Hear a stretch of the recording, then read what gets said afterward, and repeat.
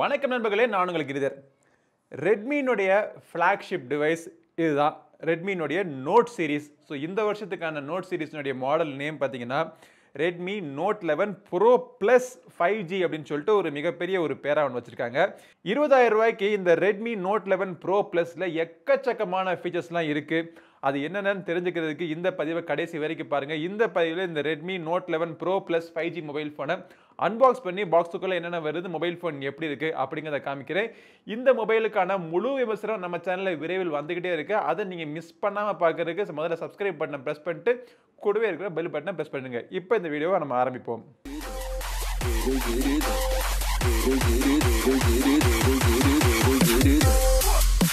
Alright, so Redmi note 11 pro plus 5G mobile ஃபோனுடைய box packaging பார்த்தீங்கன்னா இதுக்கு முன்னாடி வந்து ரெட்மி மொபைல் ஃபோன்ஸ்லாம் எப்படி இருந்துச்சோ அதே மாதிரி தான் இருக்குது. மொபைலுடைய ஃபோட்டோ முன்னாடி பிரிண்ட் பண்ணியிருக்காங்க. மொபைலுடைய பின்புறத்தில் பார்த்தோம் அப்படின்னா இது வந்து ஸ்னாப்டிராகன் 695 ப்ராசஸர் ஆகிட்டு இருக்கு. 5G processor, 120 Hz super AMOLED display கொடுத்துருக்கேன் அப்படிங்கிறாங்க.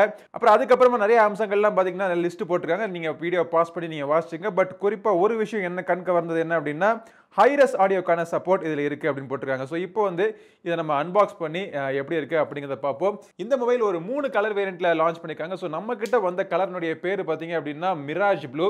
ரொம்ப ஒரு இன்ட்ரெஸ்டிங்கான ஒரு கலர். அது ஏன் அப்படின்னு சொல்லிட்டு சொல்கிறேன் உங்களுக்கு. இப்போ அன்பாக்ஸ் பண்ணுவோம். எடுத்தோடனே ஒரு குட்டி பாக்ஸ் இருக்குது. அந்த பாக்ஸுக்குள்ளே ஒரு சிம் எஜெக்டர் பின் கொடுத்துருக்காங்க. அப்புறம் யூசர் மேனுவல், அப்புறம் ஒரு டிபியூ ஜெல் கேஸ் கொடுத்துருக்காங்க. இதை ஓரமாக வச்சுட்டு மொபைல் ஃபோன் இங்கே வந்துருக்கு. ஆல்ரைட், மிராஜ் ப்ளூ கலர் சூப்பராக இருக்குது. ஒரு வித்தியாசமான ஒரு எஃபெக்டில். ஆனால் இந்த கலர் வேறு எங்கேயோ பார்த்த மாதிரி இருக்குது. அது எங்கே பார்த்துருக்கேன் அப்படிங்கிறதையும் உங்களுக்கு காமிக்கிறேன். இந்த ப்ரைஸ் செக்மெண்ட்டுக்கு 67 வாட் சார்ஜர் அவங்க பாக்ஸுக்குள்ளேயே கொடுக்குறாங்க. இப்போல்லாம் பார்த்தீங்கன்னா இதை விட கம்மியான மொபைல் ஃபோன்லாம் கூட இப்போ பாக்ஸுக்குள்ளே சார்ஜர் இல்லாமல் வந்துக்கிட்டு இருக்கு. ஸோ 67 வாட் சார்ஜர் அவங்க பாக்ஸுக்குள்ளே கொடுக்குறது ஒரு மிகப்பெரிய விஷயமா நம்ம சொல்ல வேண்டிய நிலைமைக்கு நம்மளை தள்ளிவிட்டானுங்க ஆப்பிள் கம்பெனிக்காரனுங்க. சார்ஜர் தவிர ஒரு USB Type-C கேபிளும் பாக்ஸுக்குள்ளே கொடுத்துட்றாங்க. அவ்வளோதான். ஓகே, ஸோ இப்போ இந்த Redmi note 11 pro plus mobile ஃபோனை பற்றி நம்ம எப்படி இருக்குது அப்படிங்கிறத பார்ப்போம். டிசைன் ரொம்ப ஒரு ஃப்ளாட்டான பாடி கொடுத்துருக்காங்க. நம்ம ஐஃபோன்லேருந்து நம்ம நிறைய மொபைல் ஃபோன், ஆண்ட்ராய்ட் மொபைல் ஃபோனில் இன்ஸ்பயர் ஆகி வந்த ஒரு ஃப்ளாட் ஒரு ஃபார்ம் ஃபேக்டர் தான் இது.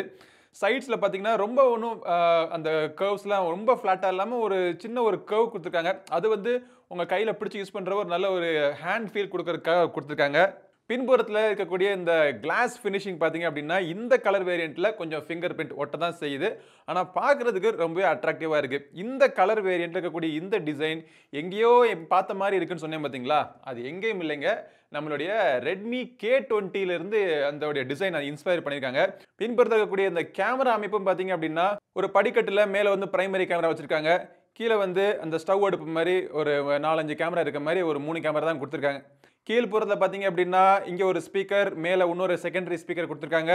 அதுக்கு பக்கத்தில் ஒரு மைக், ஒரு USB Type-C port, sim card tray கீழே கொடுத்துருக்காங்க. இது ஒரு 5G mobile phone. Dual sim card support இருக்குது. ஒரே நேரத்தில் 2 சிம் கார்டு இல்லாட்டி ஒரு சிம் கார்டும் SD கார்டும் போடுற மாதிரி ஒரு ஹைப்ரிட் சிம் கார்டு ட்ரே தான் கொடுத்துருக்காங்க. ஒரு சைடில் volume buttons plus power button. இந்த பவர் பட்டன் தான் உங்களுக்கு ஃபிங்கர் பிரிண்ட் ஸ்கேனரும் கூட. ஸோ ஃபிங்கர் பிரிண்ட் ஸ்கேனருடைய ஸ்பீட் அண்ட் அக்யூரசி அருமையாக இருக்குது. ஃபேஸ் அன்லாக்குமே ஃபாஸ்ட் அண்ட் டிபெண்டபிளாக இருக்குது. இன்னொரு சைடில் ஒன்றும் கிடையாது. மொபைல் ஃபோனுடைய வெயிட் பார்த்தீங்க அப்படின்னா ஒரு 202 கிராம், 200 கிராமை தாண்டிடுறாங்க. ஆனால் திக்னஸ் வந்து ஒரு 8.12 mmக்குள்ளே மெயின்டைன் பண்ணிட்டாங்க. பட் இந்த ஒரு வெயிட் பார்த்தீங்கன்னா 5000 mAhக்கான பேட்டரி வைக்கிறதுக்கு மட்டும் கிடையாது. 67 வாட் சார்ஜர் கொடுக்குறப்போ அந்த பேட்டரிக்கு போதுமான ஸ்பேஸ் கொடுக்கணும். ஸோ அந்த டெக்னாலஜிலாம் அவங்க உள்ள அக்காமடேட் பண்ணுறதுக்காக ஒரு வெயிட் உள்ளுக்குள்ளே இருக்குது. டிஸ்பிளே பற்றி பார்ப்போம். இது வந்து ஒரு AMOLED பேனல், ரொம்ப பிரைட்டான டிஸ்பிளே கொடுத்துருக்காங்க.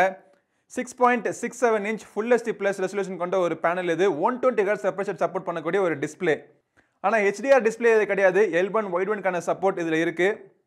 Colour reproduction, colour contrast, brightness எல்லாமே இப்பொழுதுக்கு எனக்கு திருப்திகரமாகவே தெரியுது.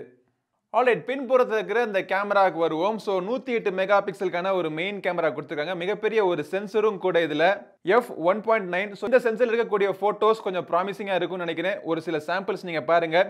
8 mega pixel ultra wide angle camera பார்த்தீங்கன்னா அதோடைய அப்பர்ச்சர் f2.2. ஸோ அதோடைய குவாலிட்டி செக் பண்ணுறதுக்கும் ஒரு சில சாம்பிள்ஸ் இப்போ பாருங்க. 2 மெகா பிக்சல் அல்லக்கை மேக்ரோ சென்சர் ஒன்று இருக்குது. அந்த மேக்ரோ சென்சர் வச்சு எடுக்கக்கூடிய ஃபோட்டோஸ் பாருங்கள், உங்களுக்கே தெரியும். பெருசாக ஒன்று இவங்க நிறைய விஷயம் சொன்னாலும் 2 மெகா பிக்சல் தான். அதுக்கப்புறமா 2 மெகா பிக்சல் டெப்த் சென்சர் ஒன்று இருக்கு. வீடியோ ரெக்கார்டிங்னு பார்த்தீங்க அப்படின்னா இங்கே ஒரு சின்ன ஒரு பிரச்சனை. அதாவது இவங்க Snapdragon 695 ப்ராசர் வந்து அவங்க நல்ல ப்ராசர்னு சொன்னாலும் நல்ல ப்ராசர் தான் இல்லைன்னு சொல்லலை. ஆனால் வீடியோ ரெக்கார்டிங்க்கு அது வந்து 4K வீடியோஸ்க்கான சப்போர்ட் கொடுக்காது. அது மட்டும் கிடையாது, 1080p வீடியோஸ் கூட 60 fps சப்போர்ட் இந்த மொபைல் ஃபோனில் இல்லை. எலக்ட்ரானிக் இமேஜ் ஸ்டெபிலைசேஷன் ஓரளவுக்கு நல்லாவே ஒர்க் ஆகுது. சாம்பிள்ஸ் உங்களுக்கு பார்த்தாலே தெரியும். மேலும் இந்த மொபைல் ஃபோனுடைய கேமரா பற்றின பல விவரங்கள் நம்ம முழு விமர்சனத்தில் பார்ப்போம். இந்த மொபைலில் பல விஷயங்கள் சொன்னாலும் இந்த மொபைல் ஃபோனில் இருக்கக்கூடிய ஒரு மிகப்பெரிய ஹைலைட், இந்த மொபைல் ஃபோனை பற்றி திரும்ப பார்க்க வைக்கக்கூடிய ஒரு விஷயம் என்னன்னா, இதில் வந்து ரன் ஆகிட்டு இருக்கிற Snapdragon 695 ப்ராசர். அஃப்கோர்ஸ் இந்த ப்ராசர் இதுக்கு முன்னாடி நம்ம நிறைய மொபைல் ஃபோனில் பார்த்துட்டோம், புது ப்ராசர்லாம் கிடையாது. ஆனால் உங்களுக்கு தெரிஞ்சுக்க வேண்டிய விஷயம் என்னன்னா, இந்த ப்ராசர் பேர் மட்டும்தான் 6 சீரிஸ், ஆனால் நிறைய 7 சீரிஸை விட இதோடைய பெர்ஃபார்மன்ஸ் நல்லா இருக்கும் அப்படின்னு சொல்லிட்டு பெஞ்ச்மார்க் ரிசல்ட்ஸ்லாம் வருது. RAM 6GB மற்றும் 8GB வேரியண்ட்ல உங்களுக்கு கிடைக்குது. இன்டர்னல் ஸ்டோரேஜ் பார்த்தீங்கன்னா UFS 2.2 லேன் யூஸ் பண்ணியிருக்காங்க. தேவையான எல்லா சென்சரும் இந்த மொபைல் ஃபோனுடைய ஹார்ட்வேர்ல இருக்கு. சாஃப்ட்வேரை பொறுத்த வரைக்கும் இதில் வந்து லேட்டஸ்ட் MIUI 13 ரன் ஆகிட்டு இருக்கு. அது வந்து ஆண்ட்ராய்டு வெர்ஷன் 11 மேலே ஸ்கின் பண்ணப்பட்ட ஒரு UI. ஆண்ட்ராய்டு 12 கொடுக்கலையே அப்படின்னு கவலைப்படுறவங்களுக்கு இப்பொழுதைக்கு 12 இதில் இல்லை, பட் விரைவில் இதில் 12 வரும். பட் 12 வருதோ வரலையோ, 12 வந்தாலுமே அதில் வந்து பெரிய டிஃப்ரென்ஸ்லாம் உங்களுக்கு தெரியாது. ஏன்னா எல்லா ஃபீச்சர்ஸுமே பார்த்தீங்கன்னா ஆல்ரெடி அவங்க MIUI 13லே கவர் பண்ணிட்டாங்க. ப்ளோட்வேர் ஒரு சில ப்ளோட்வேர் இருக்குது. இந்த நெட்ஃப்ளிக்ஸ் தவிர Amazon, Facebook, prime video, LinkedIn, MI credit, அப்புறம் இது என்ன அப்ளிகேஷனே தெரியல, அப்போ ஸ்பாட்டிஃபை, இந்த மாதிரி அப்ளிகேஷன் தான் இருக்குது. இதெல்லாம் தேவையில்லைன்னா உங்களுக்கு அன்இன்ஸ்டாலும் பண்ணி விட்டுறலாம். ஆட்ஸ் வருதா, நோட்டிஃபிகேஷன்ஸ் தான் தொந்தரவு பண்ணுதா அப்படிங்கிறத நான் உங்களுக்கு முழு மெசேஜ் சொல்கிறேன். 5000 mAh பேட்டரி கொடுத்துருக்காங்க. அதை சார்ஜ் பண்ணுறதுக்கு 67 வாட் சார்ஜர் இருக்குது. எவ்வளோ நேரத்தில் சார்ஜ் ஆகுது, ஃபுல் சார்ஜ் எவ்வளோ நாள் உங்களுக்கு தாக்கு பிடிக்குது, எல்லா விவரங்களையும் உங்களுக்கு முழு மெசேஜ் சொல்கிறேன். ஸோ இந்த பதிவு உங்களுக்கு இன்ட்ரெஸ்டிங்காக அமைஞ்சிருக்கும்னு நினைக்கிறேன். இந்த மொபைல் ஃபோனுடைய விலை விவரங்கள் இப்போ உங்களுக்கு ஸ்க்ரீனில் வரும், பார்த்து தெரிஞ்சுங்க. நிறைய ஆஃபர்ஸோட ரொம்ப ஒரு காம்படிட்டிவான ஒரு ப்ரைஸில் அவங்க ரெட்மினுடைய Note 11 Pro Plus லான்ச் பண்ணியிருக்காங்க. ஸோ Pro Plus அப்படிங்கிற ஒரு புதிய சீரீஸாக இருந்தாலுமே இந்த மொபைல் ஃபோன் கண்டிப்பாக ஒரு இன்ட்ரெஸ்டிங்கான மொபைல் ஃபோனாக இருக்கும்.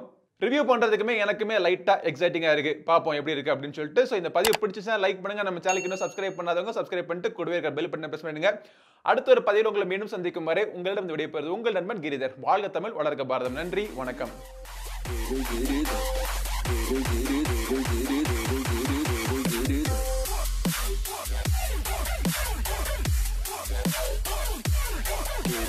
Giri.